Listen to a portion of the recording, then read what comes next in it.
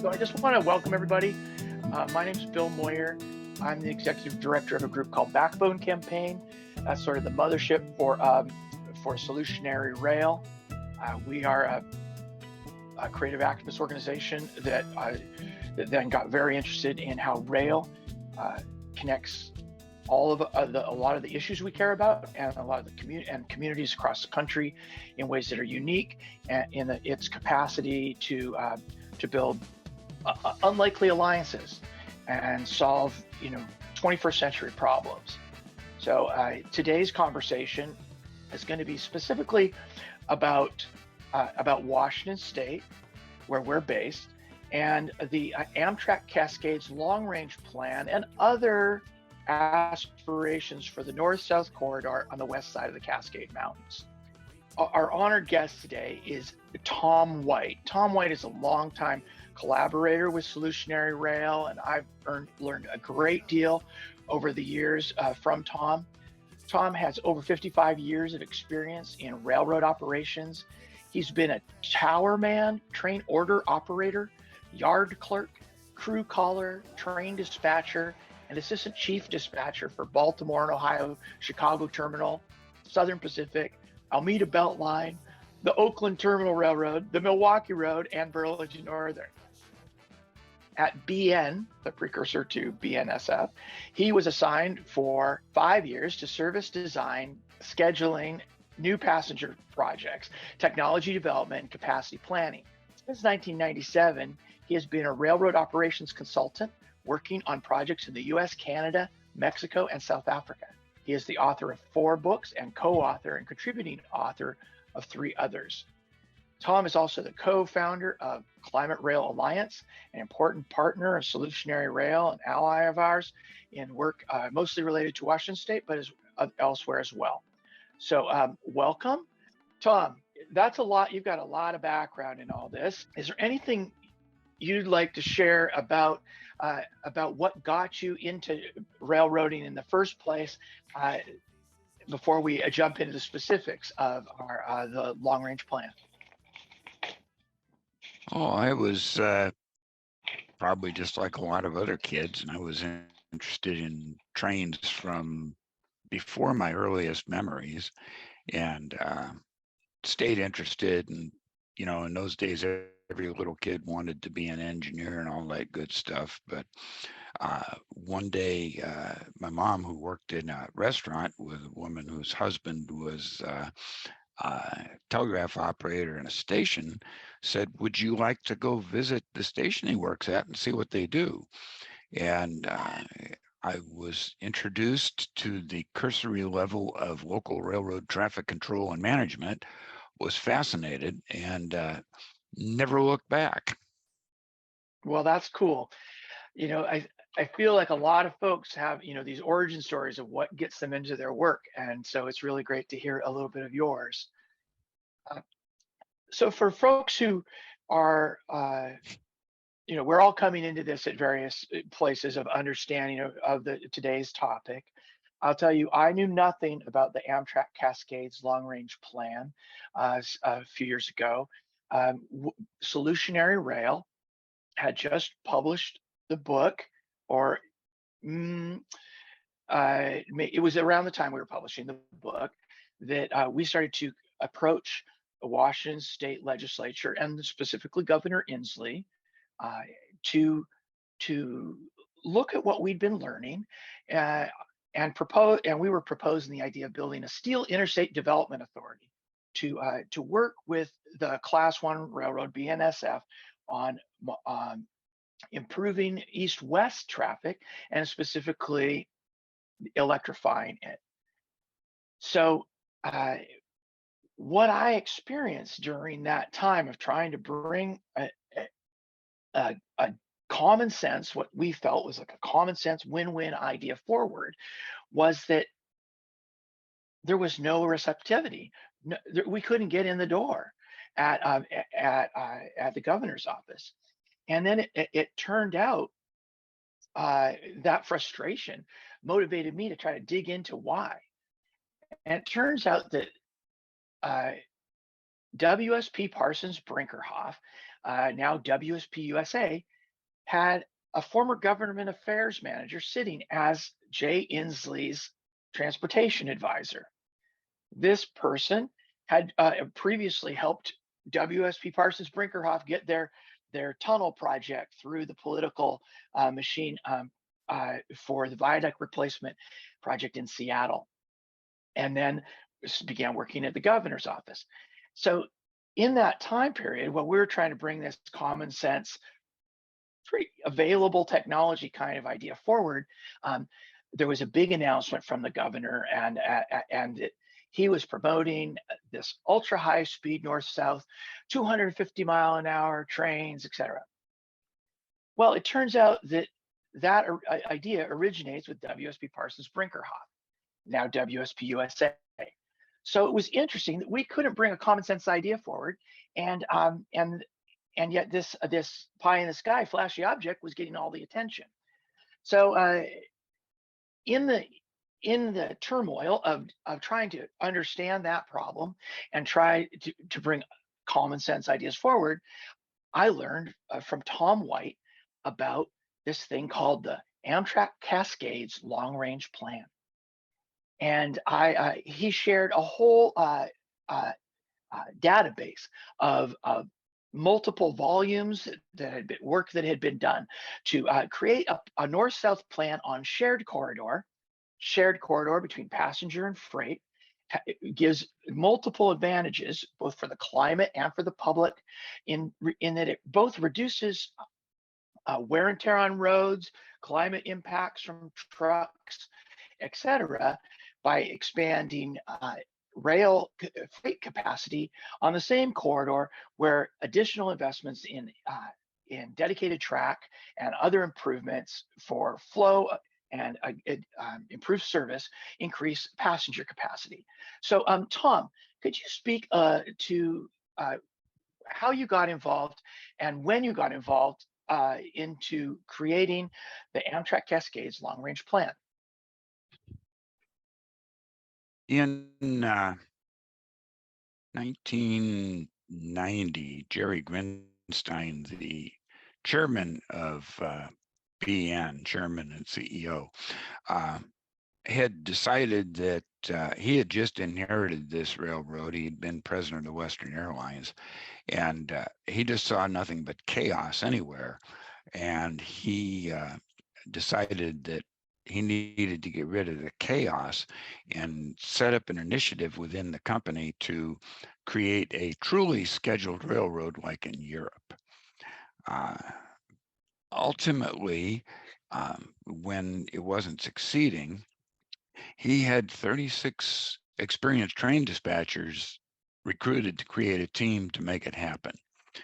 And I wound up being somewhat of a leader because I wrote software to help the process. And in the middle of this, he had also wondered why his railroad, Burlington Northern, had this fantastic commuter service in Chicago and not in Seattle, where he lived. So he directed that be made so, create commuter service, and I got appointed to do that. So I was working on freight scheduling and commuter service when one of the managers for our team called me and said, "You need to talk to this guy tonight." It was just before Christmas in 1991. I talked to him, and it turned out WSDOT was developing a passenger rail program, and they were looking for information.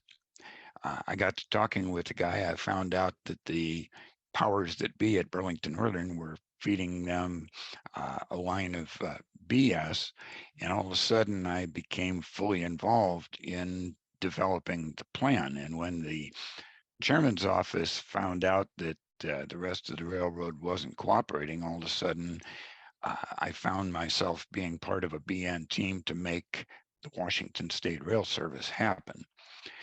And since I was the operating guy on the team, I was most of figuring out how to make it work was mine. So I was instrumental for the first, what would it be, about 5 years, working directly with Amtrak and WSDOT and their consultants, one of whom happened to be a Southern Pacific manager that I had worked 100 miles from when I was in California, uh, a real rail team putting together a rail plan. Burlington Northern offered me the chance to spend the rest of my life in Texas, and after 0.02 nanoseconds of calculation, I decided to stay in Seattle, became a consultant, and WSDOT put me on their consulting team.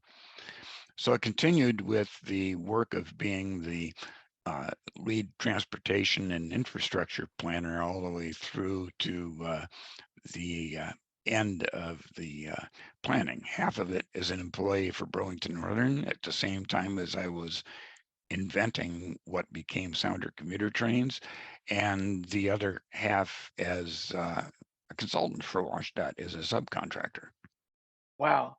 So everybody can hear from this story that Tom is deeply invested, but also deeply knowledgeable about the history and the evolution of passenger rail service in Washington State. So, Tom, who paid for and why was the long range plan created? And what year When can we? I When did got, that initial funding happen? Can you say? yeah, well, in 1991, just before Christmas, it turns out that the legislature had been paying for rail transportation studies for a year. And part of that was the guy I talked to who was working on what do we have and how can it be used. And the other part was on an all-star team of people studying high-speed ground transportation. The people studying high-speed ground transportation at the direction of the legislature put out what looked like an encyclopedia. It's about 1,000 pages of very, very detailed information. The bottom line of which was, no, Washington State isn't ready for super high speed trains. And if they ever are, it will be a very long time. What we must do is do like they did in Europe, where they had invented high speed trains and develop the regular trains until you can't develop them anymore. So the legislature was uh, so enthusiastic, they didn't even wait for the final report. On the draft, we heard in the rail office, I was still at BN at the time, uh, what can we do to make what they say in this draft happen? Hmm. So another part of the consulting team worked it up and said it's possible to get 2 hours and 30 minutes between Seattle and Portland. And they recommended something like 18 trains a day and half of that to Vancouver, BC. The legislature said, okay, start now. Didn't even wait for legislation. And they said, the first thing we want is restore the service to Vancouver, BC. Here's a blank check. So we did that and started working on the rest of it. And we were pretty well along when the legislature was worried about subsidy without, you know, being too deep into the work. And they said, cut that back to 13 trains a day and make it happen. So we developed this plan for 20-year implementation. In the process, I found out that it was cheaper to run 14 trains than it is to run 13, kind of complicated. And so that became the plan. And the legislature saw to it that every biennium we had funding to keep on going. Uh, the manager of the rail office spent a lot of time across the street at the Capitol posting the legislature on what we were doing, what we were needing, and they kept on funding. And they even did it after Iman killed our funding with 695. Every biennium, they found money for us. Wow. And in return, every biennium, we figured out how to do another piece of the incremental implementation to show that we actually were making progress. There was always an improvement to the service every 2 years. And they kept funding until about 2006 when the political change in transportation was fully underway. And after that, there was a reduction in what we were doing to the point of nothing until the Obama ARRA, high speed, as it were, rail funding came up in 2010, at which time they broke out the long-range plan, which they had thrown on shelf, and used it as the basis to score $800 million. Interesting. So I'd like to give you a better sense of what was involved in the long range plan. I'm going to explain the timetable letters. This was always intended to be a 20-year incremental implementation. And like I said, we were so that we could show progress always. So we divided the entire thing into timetable numbers. And when this funding was lagging, I decided to quit putting dates on it because it just indicated failure, and divided it into 6 segments called A through F. Okay, thank you. I appreciate that.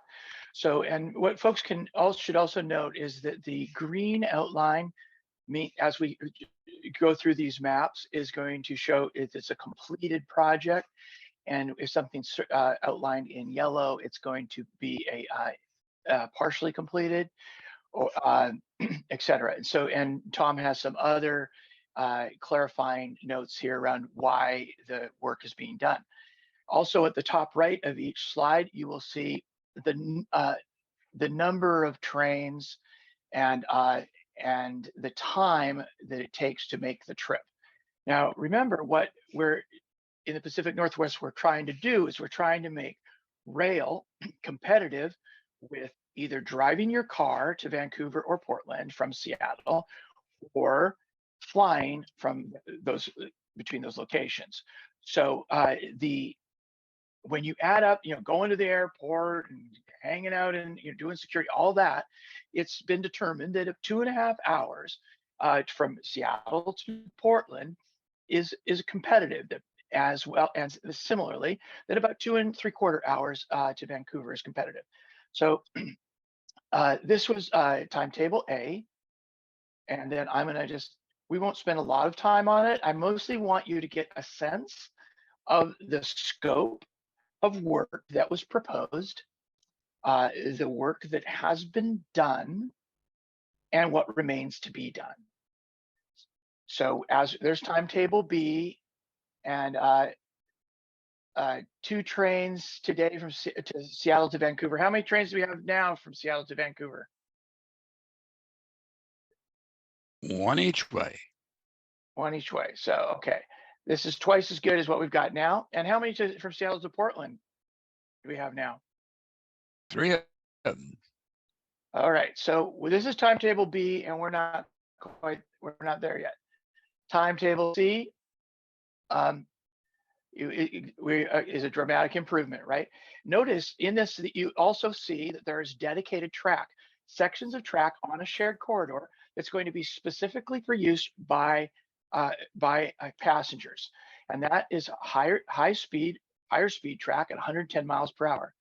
One thing that I learned early on from Tom is that he did the work to find out whether it was better to go 125, build a system for 125 mile an hour top speeds, and basically reflected back that it basically costs nearly twice as much or a great deal more, and you only gain about 3 minutes in the trip.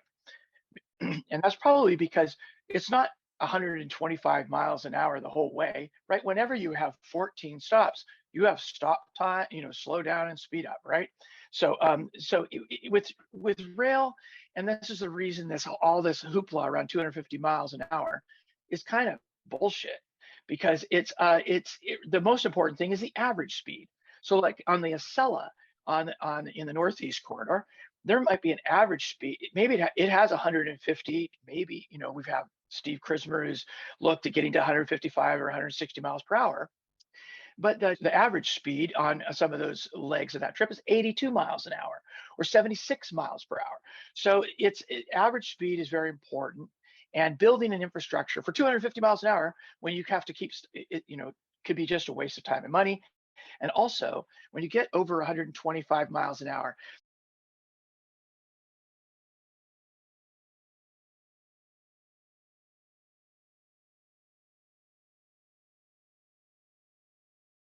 anyway, that's the 110 miles per hour. All right. Additional projects, and all of this stuff is accompanied by a lot more detail around project costs, etc. Exhibit timetable E. Here we have these major track improvements for the dedicated track, and we're getting really close to the goal here. There was a timetable F, and as he just insinuated, is that the original goal was 13 trains per day. But what Tom realized is the operating costs would be actually less if they had 14 trains per day, because it gets things back to where they belong. So in timetable F, which was originally supposed to happen in 2018 and then 2023, now we were supposed to have 14 trains a day at 2 hours and 2.5 hours between Seattle and Portland, and 5 trains per day from Seattle to Vancouver, and 4 of those trains would have gone all the way from Vancouver to Portland. So that was all going to be accomplished with 9 train sets. 9 train sets, and currently WSDOT is celebrating that they're getting 8 new train sets. So this is not something that is way beyond our capacity. And a couple of years ago, when we estimated the cost of doing these improvements, it was approximately $8 to $10 billion. All right, I want to show you a little bit more about timetable F, and Tom can just jump in anytime. I'm just kind of coming in as the layperson looking at this. Here's your this is the detail that went into this. Look at each one of these train numbers, or it has all the times, all the stops. They're all figured out. And there's the traffic patterns, how where the passing happens, etc., all along the route, north and south. And then even how to manage the train sets so that no train is actually overused more than another, and they all can cycle through the kind of maintenance they need, and even a crew plan for how much crew, what times they're on duty, off duty, etc. One of the most fascinating parts about this is that even though the operating plan takes a significant subsidy at the start, with each iteration, the cost of operations, the public subsidy for operations becomes less. And by the time we get to timetable F, that subsidy, if figured on the low ridership, low revenue scenario, is about 37 cents per rider. Imagine the savings on the road, wear and tear, etc. And at a high revenue, high ridership scenario, it actually nets nearly $7 for the state to help, pay for the program, pay for the capital, if you will. So I want to turn it back to you, Tom, and see if there's anything you'd like to review from what we just saw here. Well, right here in this table at the right, you can see that it offsets at the low end 60,000 tons of CO2, and at the high end 73,000 tons. The vehicle miles, it's offsetting somewhere between 200 and 250,000 vehicle miles. The thing to remember is that we did the math for this. It was published in 2006. In about 2005, we were worried about the environmental impact, pollution, particulates, as opposed to greenhouse gas, which was still an Exxon secret. We had anticipated the normal flow of increase in population. So the ridership was also based on the expected increase in population between 2005 and 2020. We've exceeded that by 5%. Congestion is worse than what we predicted. The climate refugee situation is going to increase the population. And of course, now we know about greenhouse gas, which we didn't know before. So my, let's say, professional estimate is that all of these figures you see are low. Thanks for clarifying that, Tom. So now I'd like to return to the context of why this is so important at this moment for all of us to know that there is a common sense way forward for rapidly increasing passenger rail service in the Pacific Northwest on shared corridors. So the improvements also benefit freight and get more trucks off of the road. And for folks who don't know, the north-south corridor is part of our east-west corridor as well, because a lot of the freight goes south before it goes east. So Washington State Department of Transportation is currently putting out a call for people to do a survey around about this corridor and what they're calling creating a service development plan. Tom, could you explain what has inspired WSDOT to begin developing this service development plan and surveying the public? What inspired them is that a personal opinion they have exhibited now for about a decade and a half that they are really not interested in passenger rail. DOT is code for highway department, the way that it is in most states. But all of a sudden, here's the opportunity to score some federal grants. There's not a state agency anywhere that passes up federal grants. And between that and what little pressure we've been putting on them from the public has gotten them, let's say, interested. But it's only interested enough to spend some more consultant candy money on determining the effect of COVID on trains so that they can start a new 20-year plan after a couple of years. That's not really interested. It's following the money. I see. And so the 20-year timeline, how does that relate to the ultra high-speed rail authority and that proposal? They have repeatedly stated over there in the high-speed side of the garage that oh, it's a climate solution and they're going to be running by 2035 and blah blah blah. It's all going to be greenfield, the whole thing. It's either that or it's going to be through serious urban development. Either way, the environmental work is going to take a long time. I have done a lot of environmental jobs in my consulting, and 3 of them involved some pretty serious environmental changes, one for a coal export terminal and 2 of them for oil export terminals. And both of them crashed and burned after a couple of years of work because it was obvious they couldn't possibly mitigate it. Now we're talking round numbers, 300 miles of new right-of-way, 100-ish feet wide.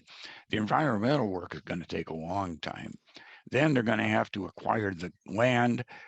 That's probably going to have to deal with eminent domain, which means litigation, which means the lawyers will get very rich and their sons, the lawyers, will be very rich, and their grandsons, the lawyers, will be very rich, and we'll have nothing. Then construction starts. You take a look at what they're doing in California, where they kind of like what WSDOT did with the long range plan and the Point Defiance bypass with the ERA money. They picked out the easiest possible piece to build between nowhere and nowhere else, which is kind of like close to Merced and close to Bakersfield. And they're years behind on the easy part. They haven't even begun the hard part yet. So realistically, if they have bullet trains and they work at the rate that they're working now, it'll be easily 30 years. Why a service development plan? What is a service development? What is the purpose of a service development plan? Well, FRA requires what they call a service development plan in order to show that you have a viable program and that you basically have some clue of what you're doing. That was also required under the original Swift Rail Act in 1993. Since Al Swift was our representative, the state knew it was coming and got to work on the required planning before it was ever declared a one of the 8 original high-speed corridors. And so the same kind of process is required now. They changed the name. WSDOT insists that all the rules have changed, and the work that we did before, which when you put almost 30 consultants and state people and Amtrak and BNSF team working almost full time for 15 years, it probably costs a few bucks. And that money they're saying they're throwing away because it's obsolete. But I went through the FRA requirements for a service development plan and then checked off. In fact, it's in that synopsis that you showed the first page of, checked off the FRA's requirement against the pages you find it in the long range plan. But WSDOT is apparently using the new name and the time that has been since they've ignored it as an excuse to start over. And that's where the current battle lies, is getting around their excuse to start over because FRA says they have to. I got my boots on because it's real deep. Yeah. Okay. So this is important, folks. So there's this requirement that they're going through this process. They're trying to put the timeline for the improvement of our rail system on a 2-decade timeline, which is irrelevant for help out stop and mitigate the climate crisis. And yet, meanwhile, they have this study that's on the shelf. This is synopsis document that Tom put together, and it will run you through how the long range plan for the Amtrak Cascades qualifies under the current FRA requirements for service development plan. So Tom did a lot of work putting this together and showing line by line why the work that has been done qualifies to satisfy the work that they're currently doing.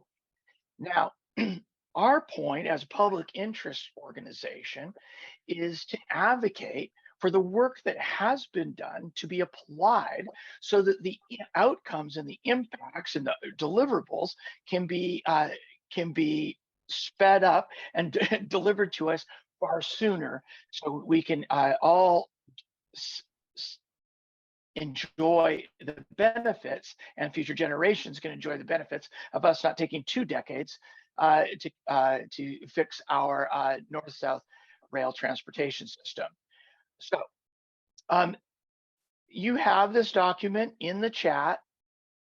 We will post it also in the event report, so you can see what's there.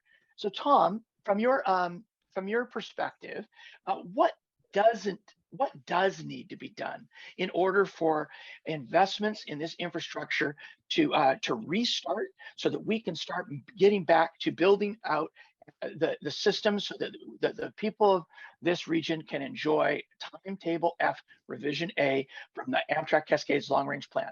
What has to happen for the FRA before the state can take action?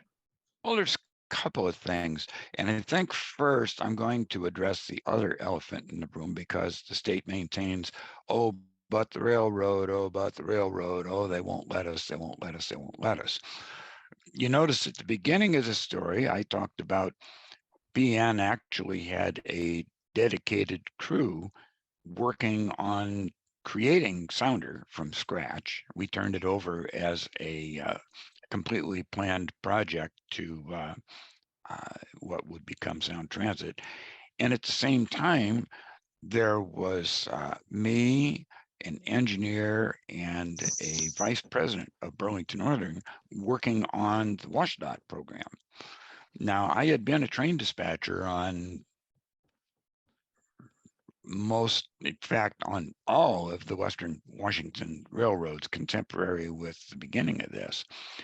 And Burlington Northern was a mess. They could not handle their own current traffic.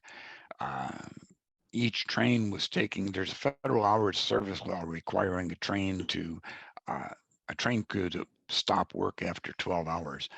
And we were using two crews on almost every train between Seattle and Portland and Seattle and Vancouver, BC.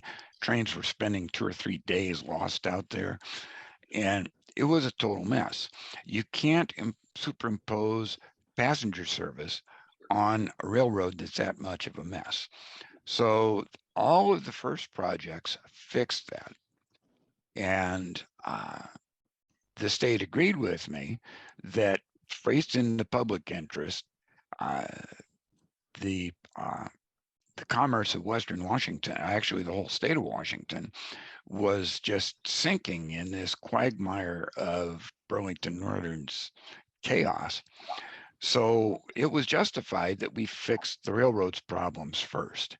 And that's exactly what we did. We did away with all of the major choke points that were causing hours and hours and hours of delay to freight trains before we ever put passenger trains on. And we've gotten now to some minor choke points, some of which are related to having not built completed projects from the program, but just picking out basically the cheap pieces. And part of it is just residual minor freight train inhibitions. So when it comes down to it, what we're ready to do now is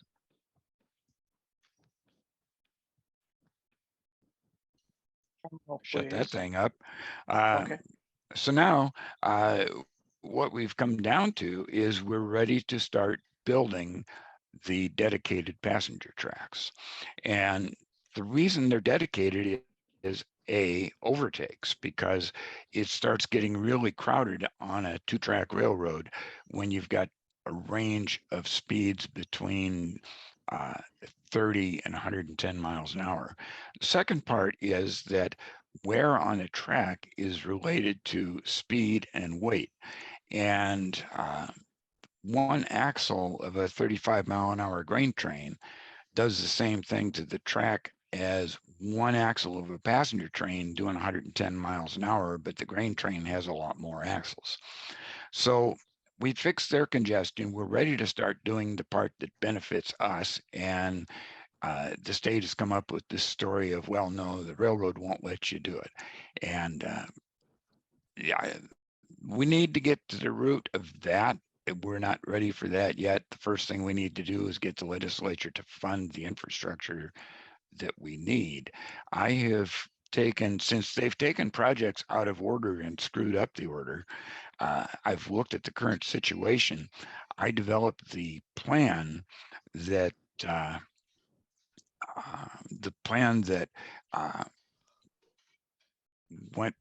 ran the operation effective December of 2017 that only ran for a few hours.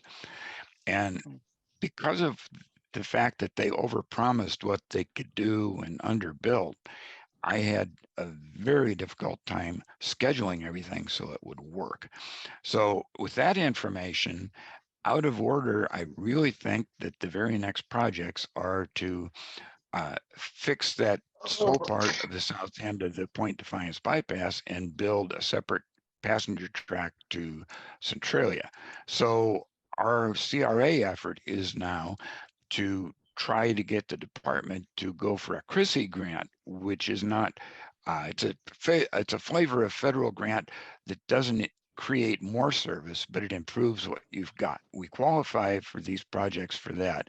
So the very first place to spend money is to start the engineering this biennium for that project so we can apply for a grant and start building. Is part of that a environmental impact study or updating a previous environmental Oh, impact study? absolutely. Right. The stuff that we did for the long range plan is called conceptual engineering. And yeah, if you look at the budget pages, we've got it down to, feet of rail, cubic yards of dirt, length of bridges and all that. But it doesn't involve having done any work in the field, which would be preliminary engineering. That's where we need to go now. Uh, the uh, the long-range plan, through a memorandum of understanding with the state FRA and FHWA, the Federal Highway Administration, which is the lead agency because FRA was not equipped to do such a thing, says that the long-range plan is the top level NEPA document. And the next thing to do is NEPA documents for each individual project. So that's what this would be, is preliminary engineering and environmental impact statement for a 100 to 110 mile an hour track between DuPont and Centralia. Okay, so everybody, 110-mile-an-hour track between DuPont and Centralia.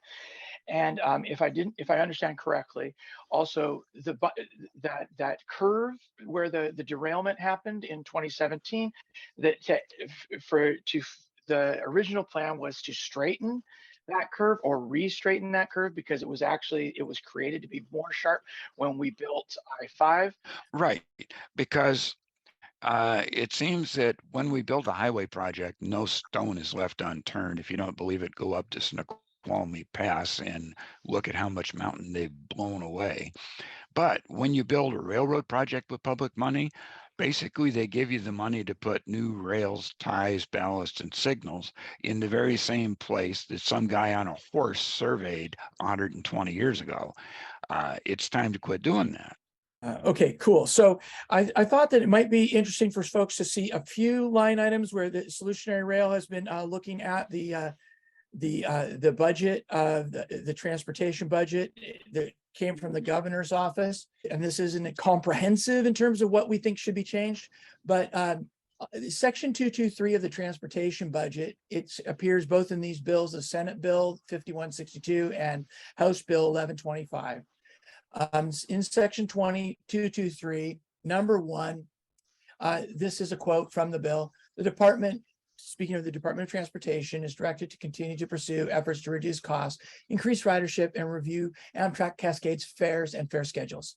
So to me, one of the things is obvious after learning about the Amtrak Cascades and the reduced subsidy by increasing demand and ridership and by improving service, what's called induced demand, is that to amend this reduced cost to not be just about austerity, but instead to be reduced relative cost per rider, so that they can justify increasing service and utilization in order to bring down the cost per rider, rather than creating this perverse incentive to just constantly be cutting the costs.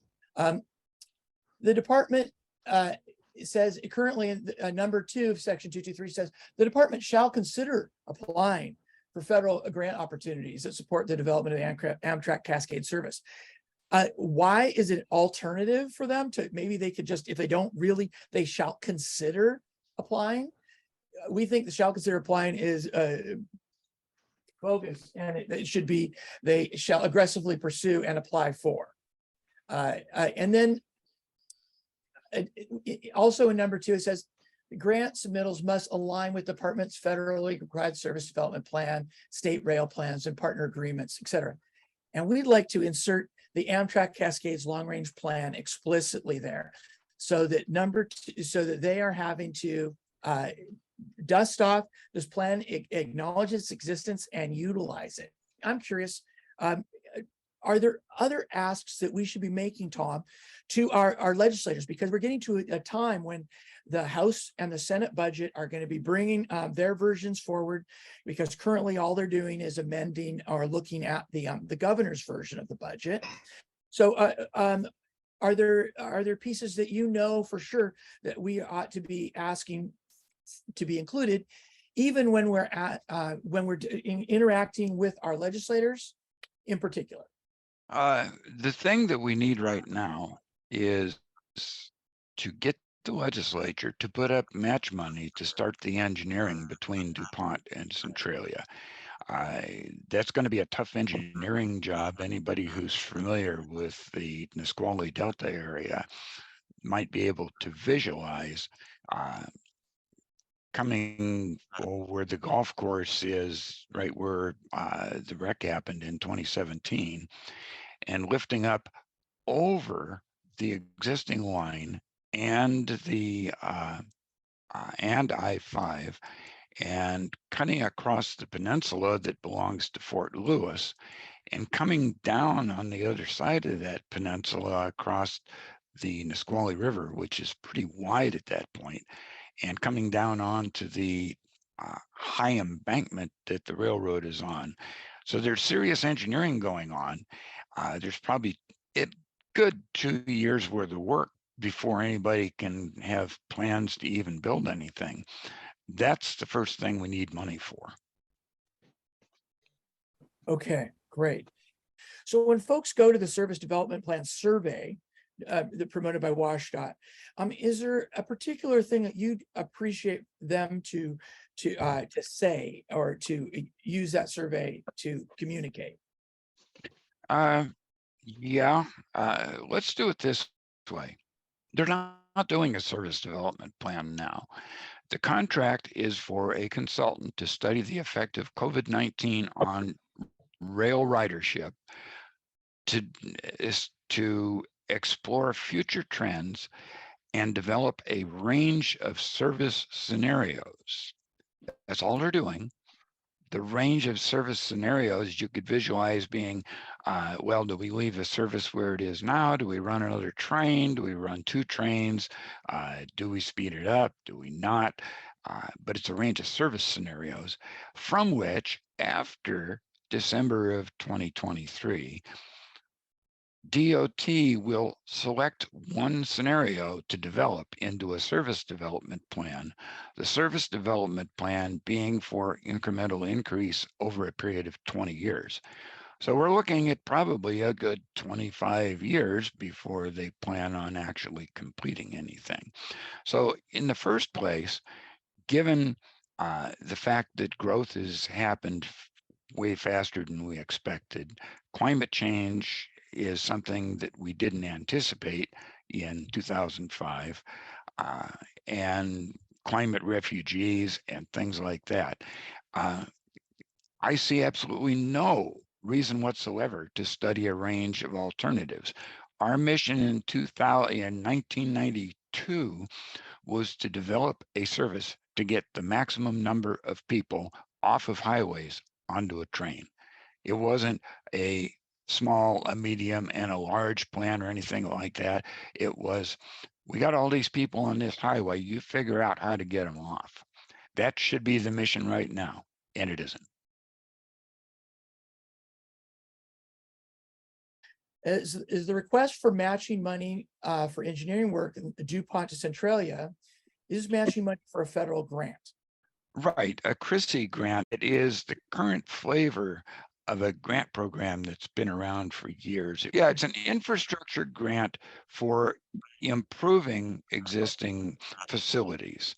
And that could be for track, it could be for new alignments, it could be for, it's also, there's applications for other transportation. So that's the grant program that typically gives about 80% federal money.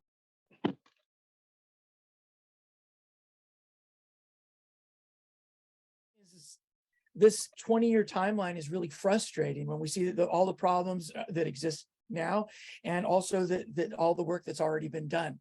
And to have a Washington State Department of Transportation that is basically ignoring the past work and not aggressively pursuing money, funding at a time when it's unprecedented amount of funding for rail and infrastructure improvement due to the bipartisan infrastructure law or the Infrastructure Investment and Jobs Act, that we don't, that our state is unable somehow to go out there and connect the dots and get this done. So we really want Washington State Department of Transportation to be aggressively applying for the funds, and Tom's given a specific project for which they could be applying that would actually result in money that's not just about study, but puts us in the position to actually get real money to build it out.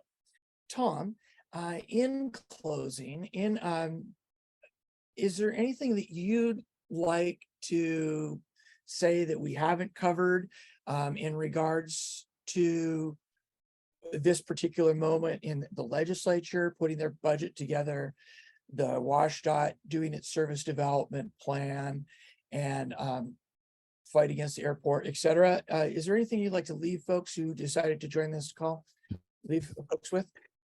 Well, we've pretty much covered what we need to do locally. We need to pressure the legislature, and not only that, it can't be just us train nuts, and that's what the legislature sees all aboard Washington, Solutionary Rail, and Climate Rail Alliance as, is this fringe element of train nuts. So we need to figure out how to get the people who aren't train nuts to pressure the legislature. The attempts at talking to riders doesn't make any sense because of the fact that we don't effectively have that many riders because we don't have any service. So we actually need to figure out how to get the general public who has never ridden on a train, doesn't know what they can do or why they can do it or why we need them, to understand what they could have so that they can pressure the legislature for it. Now, my next effort is, having gotten this going, is that in general, throughout the country, we will not get the rail transportation that we need, the mode shift of freight and people from highways to rail, unless we change the way they do business. PSR was brought up early in this conversation, I think before it officially started. Wall Street runs the railroad industry. They work for maximum profit at minimum effort. They basically do not provide the service we need, nor will they. So I am working on a program to get the government to regulate a system of open access. A long story, but it would be kind of like the nationalization that happened during World War I, which wasn't, because in this country we don't confiscate property. And that ultimately will be an action network letter to Congress that I'll start circulating hopefully within a few weeks. And I need for everybody to get everybody they know and everybody they know to start sending letters to Congress, as well as in the state to the legislature.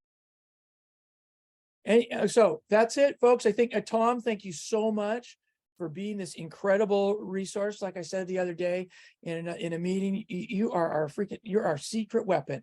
I mean, how many people are so lucky? How many to have somebody with the depth of your experience, the breadth of your experience, your values, and that intersection for us is really precious. And I just want to express my gratitude and my respect to you and all that you bring and the hard work you do. So thank you, and thanks everybody who joined. My pleasure to have the opportunity, Bill, and saving the world is not an easy job. All right. As you well know. It's a team effort. Go team. It has to be. Brent, absolutely. Yeah. So so that covers it, folks. We'll do our best to continue to update you on these things, and I'll improve that Google Doc. I'll add a few other things to that Google Doc that I shared, so that and make sure you have links to the synopsis and the information regarding the timetable F and the long range plan. So thank you, everybody. Have a great day. Take care. Thanks to Fritz. Fritz, I can't wait to talk. Okay, very good. Yeah.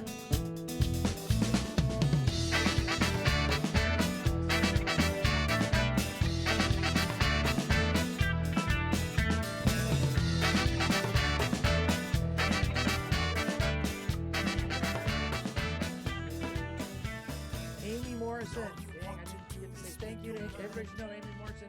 Want to make it happen. Thank you, Amy.